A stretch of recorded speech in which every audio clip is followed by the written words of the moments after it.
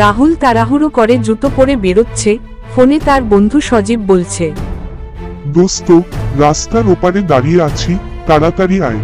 রাহুল হেসে বলে, আরে আসছি রে, মাত্র 5 মিনিট। পকেট থেকে চাবি খুঁজছে, ফোনে একটা মেসেজ পড়ছে, তারপর দৌড় দেয়। রাস্তার ওপারে জনতা জটলা, দূরে সাইরেন বাজছে, অ্যাম্বুলেন্স দাঁড়িয়ে। রাহুল দৌড়ে আসে, ভিড় সরিয়ে সামনে গিয়ে থমকে যায়। মাটিতে পড়ে আছে তার বন্ধু সজীব। কেউ একজন বলছে, ভাইটা রাস্তা পার হতে গিয়ে গাড়ির নিচে পড়ে গেছে। রাহুলের মুখ শুকিয়ে যায়, চোখে জল এসে পড়ে। সে চিৎকার করে বলল, আমি তো বলেছিলাম 5 মিনিটে আসবো। জীবনে কিছু 5 মিনিট সারা জীবনের আফসোস হয়ে যায়। রাহুল একা বসে বন্ধুর ছবির সামনে।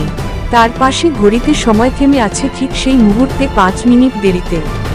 সময় অপেক্ষা করে না, কিন্তু আমরা করি। গল্পটা যদি ভালো লাগে তাহলে লাইক, কমেন্ট, শেয়ার এবং সাবস্ক্রাইব করবেন প্লিজ।